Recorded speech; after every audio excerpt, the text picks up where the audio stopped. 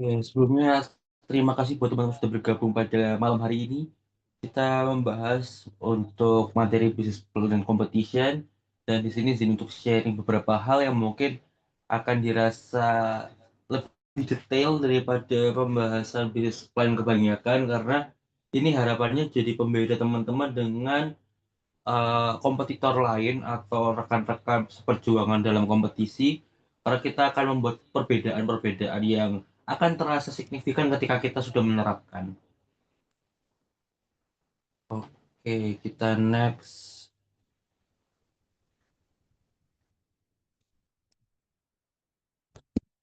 Oke, teman-teman, ini adalah materi yang sempat kemarin saya bahas di Universitas Indonesia. Jadi teman-teman semuanya kalau misalnya kemarin belum berkesempatan menjadi peserta, bisa untuk mempelajari juga ilmu yang sudah sempat saya bawakan. Oke, kita akan membahas terlebih dahulu ini untuk profil singkat saya. Nah, oke, buat teman-teman semuanya, jangan lupa juga mungkin kalau ingin screenshot atau menyimpan materi yang saya paparkan pada malam hari ini, jangan lupa untuk mention PT News dan juga Instagram @zakirihansyah. Oke, nah di sini teman-teman, kita akan fokus ke pembahasan yang paling sederhana dan paling pertama sebelum kita beranjak ke proposal bisnis. Yang paling fundamental adalah BMC atau Business Model Canvas. Jadi teman-teman di sini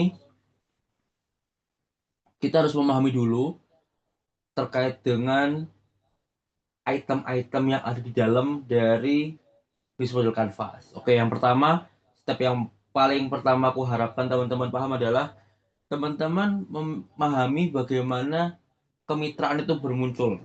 Jadi teman-teman berinteraksi dengan siapa, lalu apakah itu orientasinya pada efisiensi, pengurangan resiko, atau mendapatkan akses ke sumber daya khusus. Dalam artian teman-teman harus punya pemahaman apakah kemitraan, atau mungkin teman-teman bisa pahami yang bisnis model Canvas yang paling kiri ya teman-teman. Di situ, oke. Di situ teman-teman bisa pahami bahwa apakah orientasi dari BMC yang kemitraan itu berorientasi pada opportunity untuk peningkatan profit, ataukah justru membuat bisnis teman-teman jadi efisien.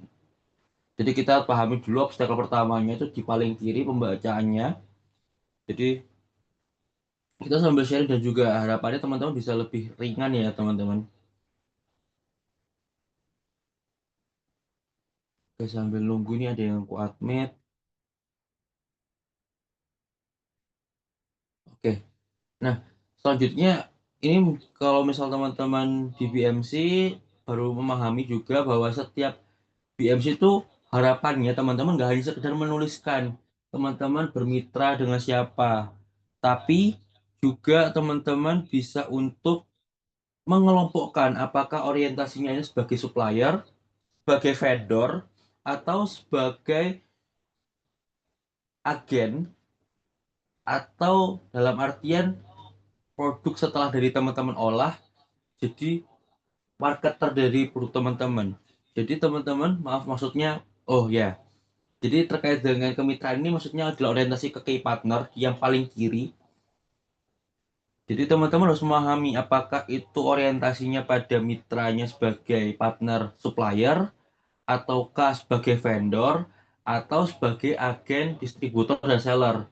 Jadi seringkali ketika kita buat BMC, orang hanya sekedar mencantumkan bermitra dengan siapa atau partnernya mereka siapa, tapi setelah mereka mencantumkan, mereka tidak mengelompokkan apakah ini itu partner hanya difokuskan pada supplier bahan baku, ataukah juga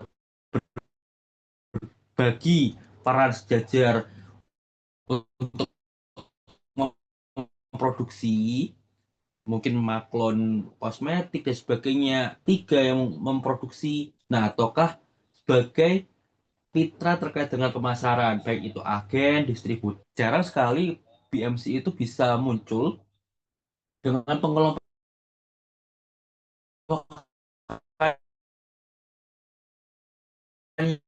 yang jelas. Karena semakin teman-teman memberikan penjelasan yang ringkas, jadi kita ke key partners, di mana di key partners sendiri itu tadi sempat ada yang saya jelaskan bahwa akan ada konteks klasifikasi, lalu juga ada hubungan mitra dengan komponen lain. Jadi ada menjawab apakah mitra ini mendukung value proposition atau apakah mereka juga membantu dalam proses channel, customer relationship, dan revenue stream. Jadi nggak hanya sekedar asal tempel, tapi juga harus memaknai kenapa mereka ada di sini, tujuannya apa dan sebagainya.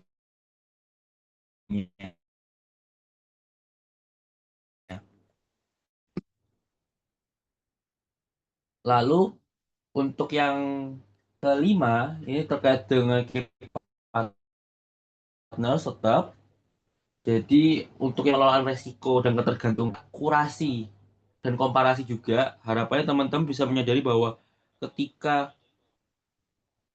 teman-teman memiliki satu channel atau satu partner mitra, teman-teman juga harus punya plan A, plan B, plan C. Ketika nanti supplier pertama atau supplier utama teman-teman ada punya kendala, jadi teman-teman tidak terpengaruh secara signifikan. Lalu juga pastikan untuk key partner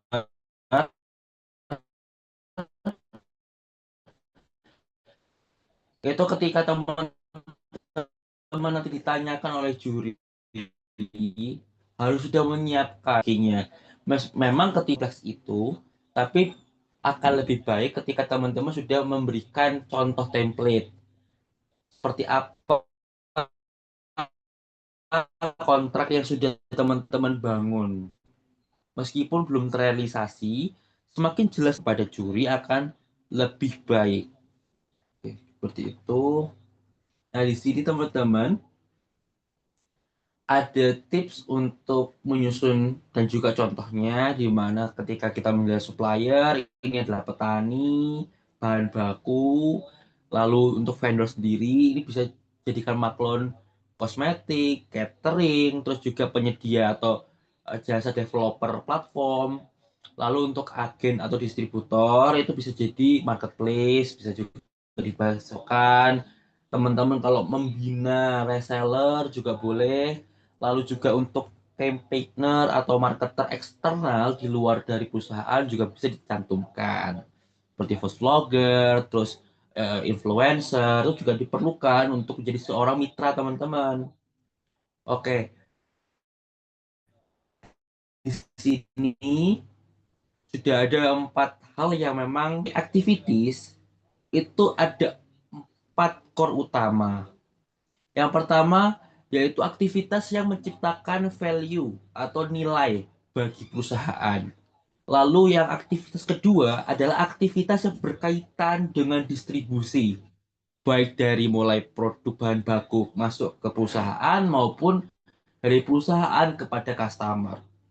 Lalu yang ketiga adalah activities yang terkait dengan pelanggan. Bagaimana teman-teman berinteraksi, treatment apa yang muncul, apakah strategi promosi, apakah komunikasi dalam bentuk after sales treatment, teman-teman harus menjelaskan. Lalu yang terakhir, yang berkaitan dengan produktivitas dan profitabilitas dalam konteks menghasilkan pendapatan. Oke, kita next lagi ke materi yang selanjutnya. Di sini teman-teman untuk pengelompokan hampir sama dengan yang sebelumnya. Setiap item harapannya adalah teman-teman dapat mengelompokkan agar lebih mudah dibaca. Nah teman-teman, di key activities itu harapannya dibagi menjadi 3 orientasinya. Mengimplementasikan dari 4 poin tadi, teman-teman kelompokkan menjadi 3 hal. Yang pertama yaitu aktivitas yang terkait dengan produk, aktivitas yang terkait dengan pemasaran distribusi, lalu juga aktivitas yang berkaitan dengan pencatatan keuangan. Jadi 3 komponen utama ini yang teman-teman masukkan dalam bagian kedua, key activities. Tapi jangan terlalu bertele-tele ya teman-teman. Jadi buat lebih gampang untuk dimengerti. Yang mengimplementasikan dari 4 poin tadi. Oke. Nah, di sini untuk poin selanjutnya ini mirip penjelasan lebih lanjut dari apa yang tadi saya sampaikan.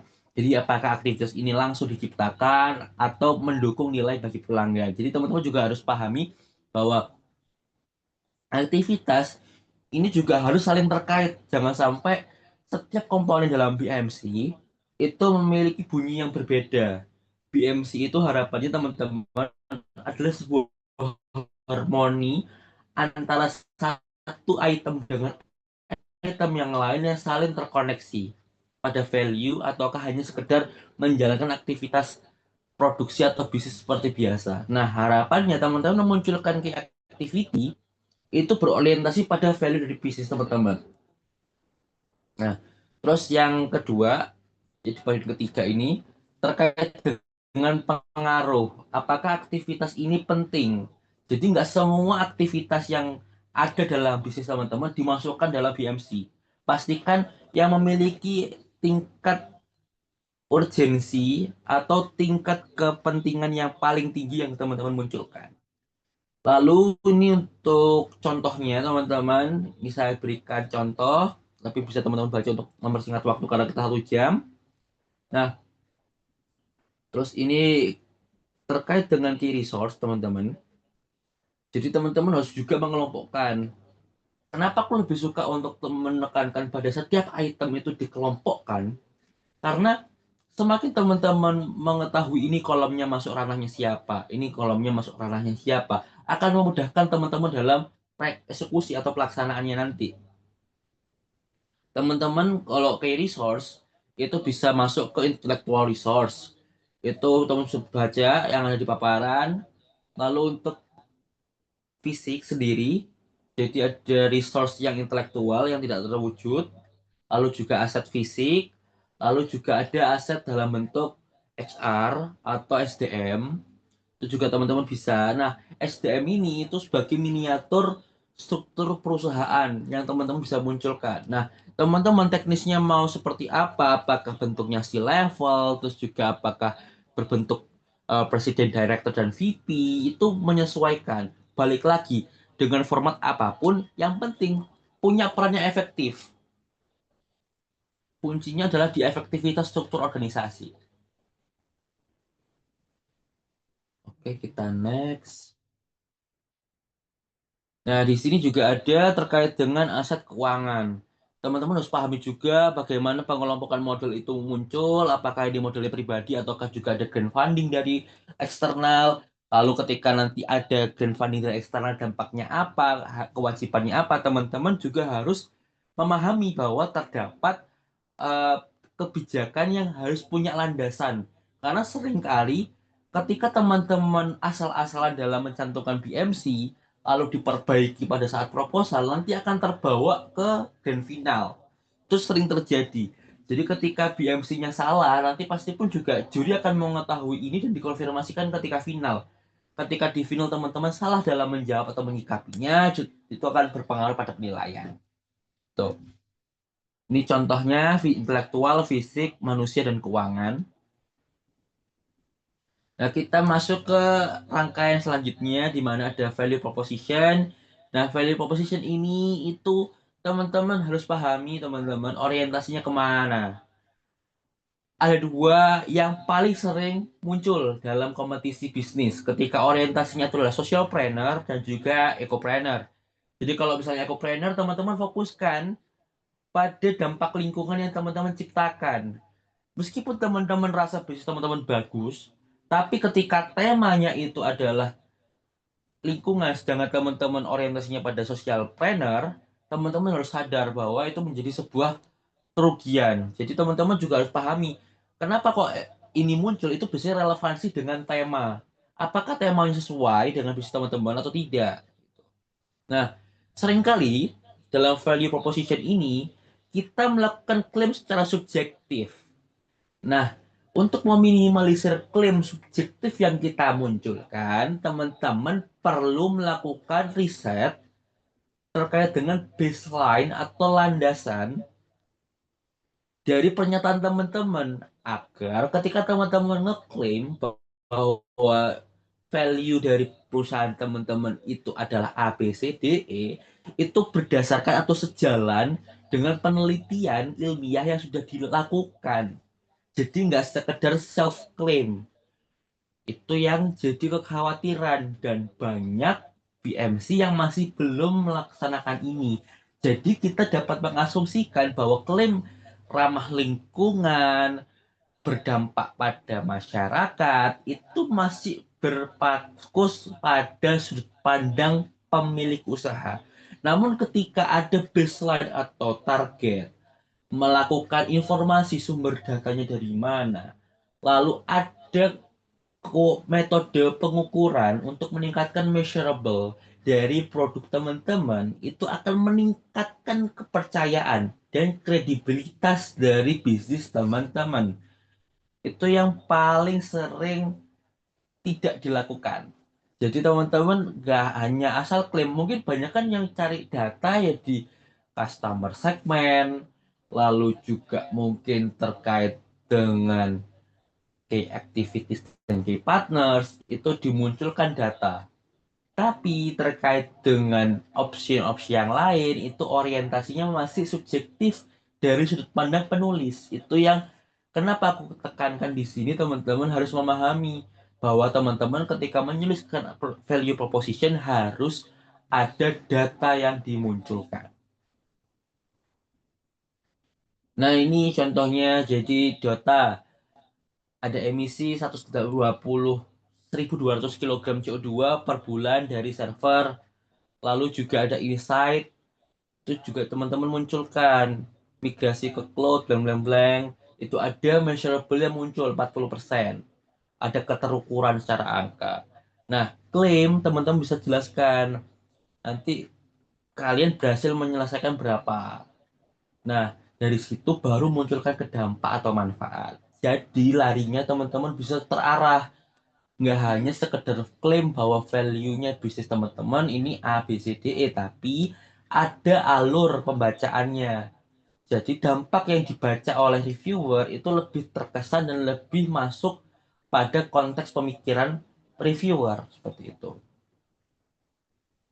Nah, ini rekomendasi yang ada, pahami bahwa ketika menyusun baik itu value proposition maupun item yang lain itu harus singkat dan jelas, terukur atau terkonfirmasi itu balik lagi seperti measurable and achievable, lalu relevan dengan customer, apakah ini terkait ataukah hanya masalah yang diada-adakan. Seringkali ketika penelitian atau membuat bisnis yang munculnya terlebih dahulu dari produknya baru dicari masalahnya, itu menjadi eh, masalah klasik. Jadi masalah yang dimunculkan adalah masalah yang diada-ada, bukan masalah yang memang terjadi di masyarakat. Visualisasi. Teman-teman kalau buat BMC pasti kan menarik. Kenapa? Karena BMC itu kan fase pertama dari kompetisi bisnis. Tentu yang mendaftar akan banyak sekali. Nah, bagaimana cara membuat pembeda dan meningkatkan interest dari reviewer adalah dengan visualisasi yang menarik.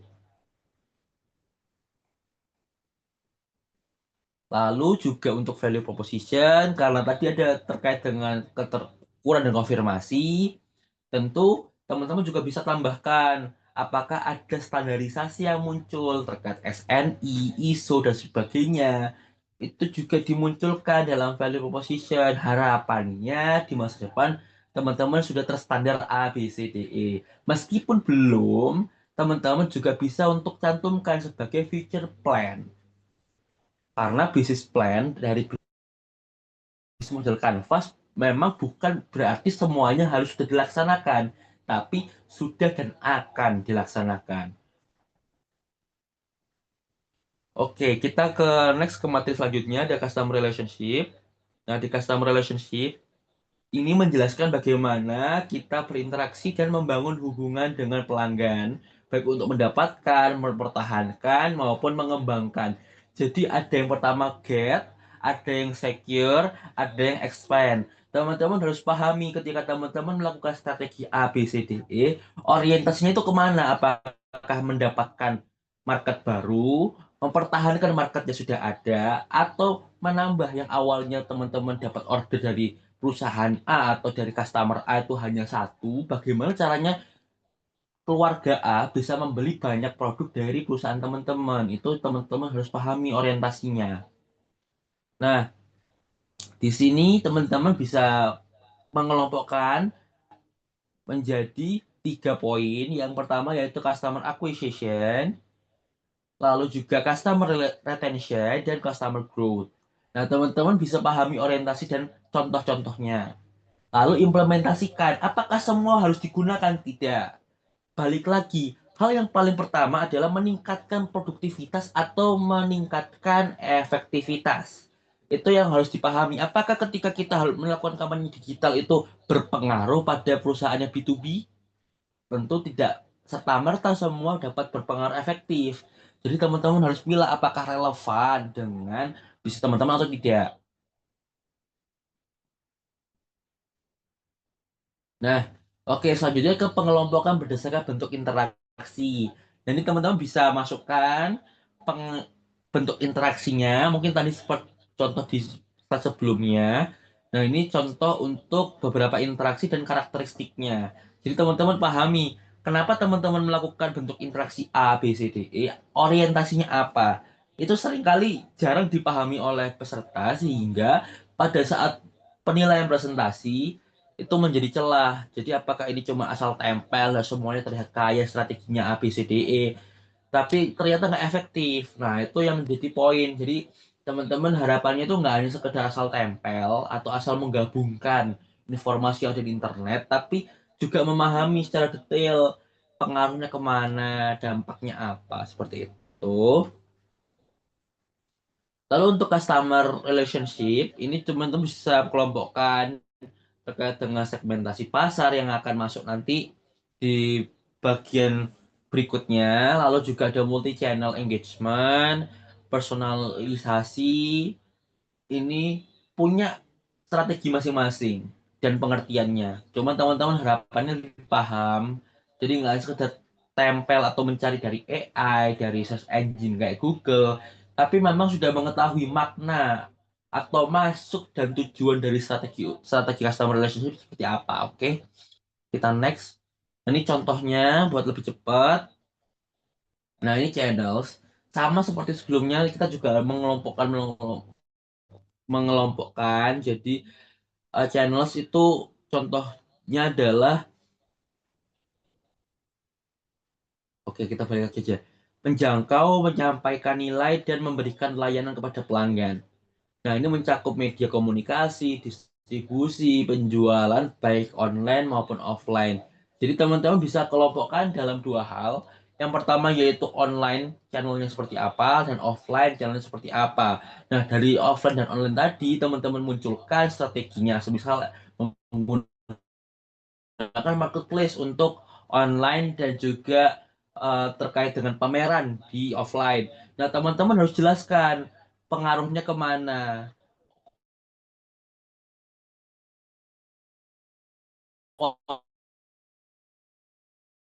orientasinya apakah berrelasi dengan key partners, maaf, berpengaruh pada value, munculkan untuk awareness. Kan ada yang teman-teman pahami juga kalau online itu ada yang direct to selling, ada yang bentuknya branding. Nah, teman-teman harus pahami juga orientasinya ini apa. Apakah ini untuk menciptakan nama atau menciptakan citra di masyarakat dalam orientasi branding, ataukah direct to selling untuk meningkatkan produktivitas melalui penjualan. Harus dipahami, ini juga terkait dengan online sales and distribution juga sama. Nah, ini offline, itu teman-teman bisa pakai event untuk pameran, lalu sebar brosur, itu juga termasuk aktivitas offline, sponsorship pada acara-acara tertentu, melakukan roadshow ke wilayah-wilayah, gitu. Nah, teman-teman juga harus pahami itu orientasi kemana, apakah itu membangun trust, terus juga meningkatkan life experience dari calon customer, itu juga harus ada pemahaman ini. Meskipun tidak tercantum pada BMC, tapi teman-teman harus paham. Jadi biar meminimalkan teman-teman yang asal tempel atau asal menggabungkan apa yang ada di internet, teman-teman gabung jadi satu, ya tujuannya cuma kita memperkaya strategi, tapi nggak efektif buat apa gitu. Nah, ini untuk offline juga hampir sama. Teman-teman harus memiliki strateginya, juga harus ada bagaimana teman-teman mencontohkan untuk channel saya sendiri secara offline, apakah dari toko atau ke teman-teman segmen di toko kelontong lain yang di luar dari pemegangan teman-teman atau kita bilangnya pihak ketiga. Lalu apakah bentuknya itu pop-up store untuk kios sementara gitu, teman-teman harus pahami juga. Nah, ada sedikit tips dari aku ini untuk yang terkait dengan channel, harus ada integrasi untuk menggabungkan antara online dan offline, meskipun teman-teman nanti juga harus mengelompokkan. Jadi dikelompokkan, tapi teman-teman memadukan antara strategi offline dan online dari channel, harus sesuaikan dengan segmentasi, karena baik lagi ke efektivitas tadi, evaluasi biaya dan juga efisiensi, lalu juga menggunakan funnel marketing untuk meningkatkan, mungkin teman-teman paham juga ada AIDA ya teman-teman, tapi ini lebih banyak jadi ada awareness, interest, consideration, purchase, after sales support. Nah, teman-teman juga harus paham bahwa memang kita harapkan adanya efek bola salju atau efek domino dalam konteks positif. Nah, ini contohnya. Nah, terus ini untuk customer segment tadi, itu teman-teman hanya, mungkin teman-teman banyak mengelompokkan hanya berdasarkan dari karakter yang teman-teman harapkan menjadi market teman-teman, tapi tidak dicantumkan datanya, apakah itu seberapa besar prospeknya. Nah, berkembangnya zaman, sekarang itu banyak teman-teman yang sudah mulai memberikan data sebagai miniatur gambaran prospek bisnis sebelum masuk ke proposal bisnis.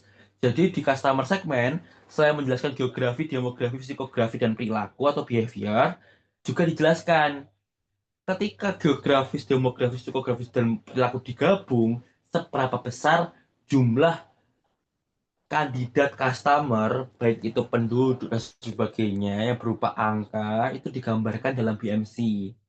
Nah, terus juga sering ditambahkan market size dalam customer segment. Tujuannya untuk memberikan gambaran secara oral atau secara di permukaan bahwa prospeknya seperti apa, seberapa besar bisnis teman-teman dapat menjangkau dari jumlah total customer segmen teman-teman, apakah 5%, 20%, cuan khusus. Namun balik lagi, apakah ini efektif dan efisien? Jangan sampai teman-teman ngeklaimnya kita berhasil menyerap 50% market yang ada di Indonesia. Nah, tapi ternyata ketika teman-teman menjabarkan strateginya, lalu juga mempresentasikan produknya, itu nggak mencerminkan optimisme itu. Nah, itu yang teman-teman harus pahami. Yang paling penting adalah realistis dari pencantuman data pada customer segment. Nah, ini terkait dengan customer segmentation, ini ada terkait dengan geografis, teman-teman bisa baca dari mulai wilayah, kondisi geografis atau iklim itu juga berpengaruh. Cantumkan juga jumlah nominalnya berapa, angka-angkanya supaya memudahkan dibaca untuk measurable and achievable-nya. Pahami juga bahwa BMC itu juga mirip implementasi dari smart, achievable, lalu yang terakhir ada lini masa atau waktu. Jadi teman-teman harus punya prospek depannya, ke depan seperti apa rangka yang teman-teman ingin wujudkan. Ini demografis terkait dengan usia, jenis kelamin, background pendidikan. Terus juga ada psikografis, ini ketertarikan terkait dengan lifestyle, terus juga ada minat yang khusus dimiliki, hobi dan sebagainya. Lalu untuk perilaku ini lebih ke pembiasaan yang dimunculkan. Memang sedikit mirip dengan psikografis, tapi di sini lebih banyak yang diangkat ke budaya. Nah, ini yang dimunculkan TAM itu total semua. Jadi pasar terbesar yang bisa dijangkau secara global maupun nasional, lalu dimunculkan lagi lebih realistis di TAM yang bisa kamu layani. Jadi kita mengestimasikan dan rumusnya itu bebas teman-teman. Cuman teman-teman juga ketika merumuskan perhitungan harapannya itu punya landasan, nggak hanya sekedar insting kita pakai 70%, kita pakai 40%, tapi bisa lakukan benchmark dengan materi-materi yang ada di internet. SOM itu lebih realistis untuk tahapan awal. Ini contohnya, lalu cost structure.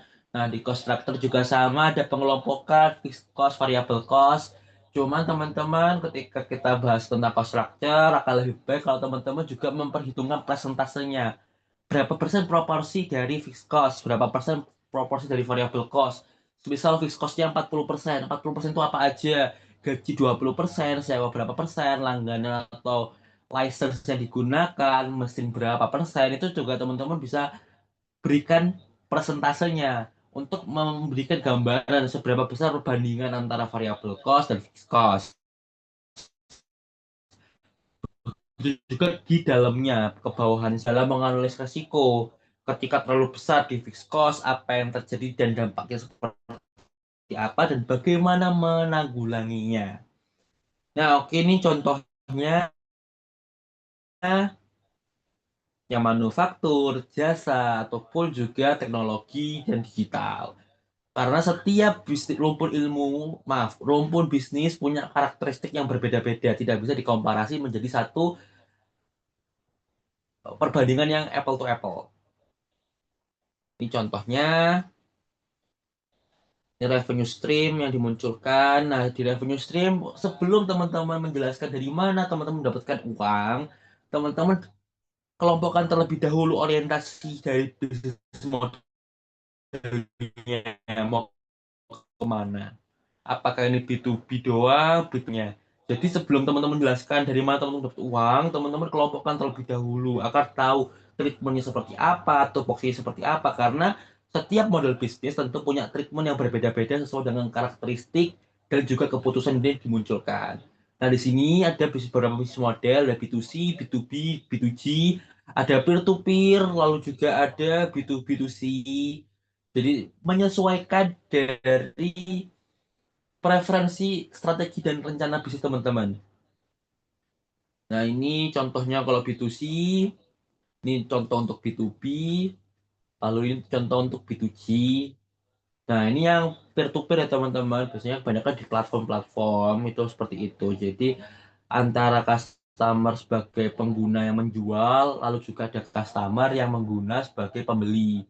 Kita mendapatkan uang dari penjual karena mereka menggunakan jasa platform kita, tapi kita juga memberikan mendapatkan keuntungan dari orang yang berperan sebagai pembeli karena menggunakan platform kita sebagai sarana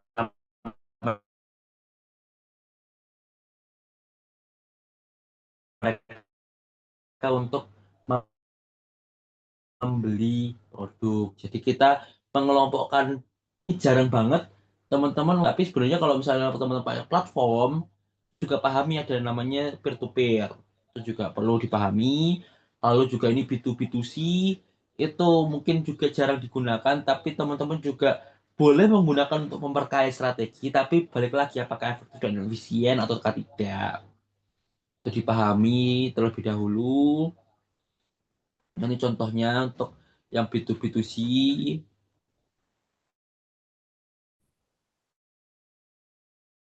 Nah, sekian dari presentasi pada apa yang dapat saya sampaikan, dapat bermanfaat. Bila ada pertanyaan, boleh banget untuk drop di kolom komentar. Lalu juga buat teman-teman yang ada di YouTube, jangan lupa untuk melakukan absensi ya teman-teman.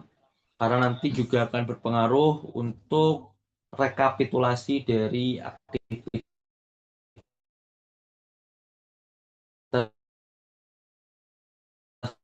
Kita Netizen Class untuk evaluasi kita selama 10 episode pertama. Boleh banget untuk segera ditanyakan sambil kita netizen kita.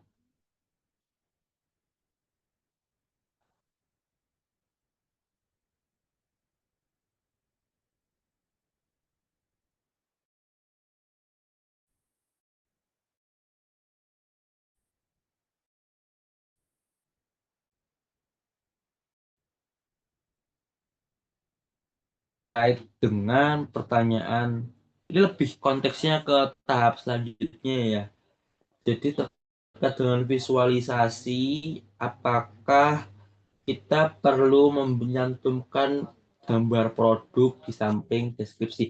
Nah, teman-teman, ketika teman-teman ikut kompetisi bisnis yang pertamanya adalah BMC, teman-teman juga ada kolom yang terkait dengan deskripsi produk. Nah, seringkali teman-teman banyak hanya menggunakannya sebagai bentuk narasi dari produknya atau narasi dari bisnisnya, tapi tidak diwujudkan dalam visualisasinya. Nah, semakin jelas informasinya ditampilkan di stage pertama, itu akan mempermudah langkah teman-teman untuk melaju ke tahap berikutnya karena kurasi dari BMC itu kan di tahap awal memang banyak banget,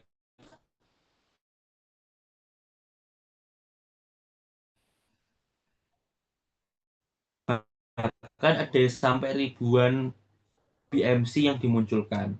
Nah, otomatis tentu satu dengan yang lain itu akan sangat tipis nilai perbedaannya. Nah, bagaimana caranya kita agar lebih memperbesar peluang kita lolos adalah dengan melakukan apa yang tidak dilakukan oleh teman-teman yang lain. Ya, buat Kak Farel, terus juga di sini ada Kak Fauzan yang tanya bagaimana cara.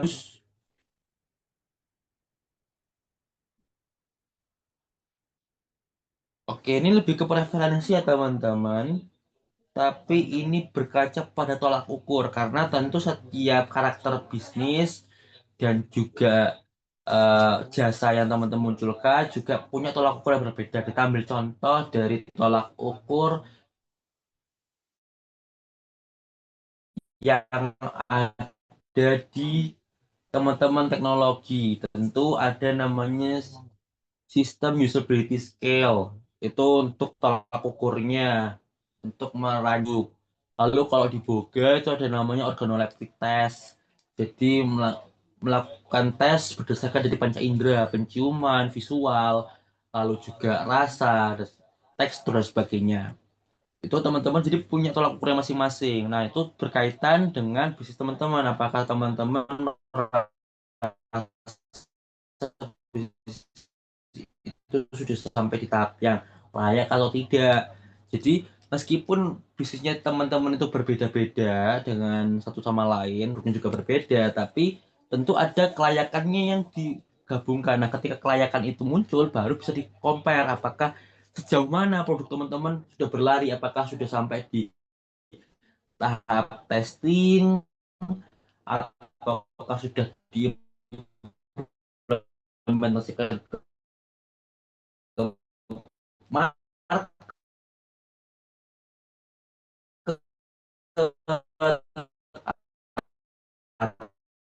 atau sampai di mana seperti itu. Teman-teman, untuk kita sampaikan,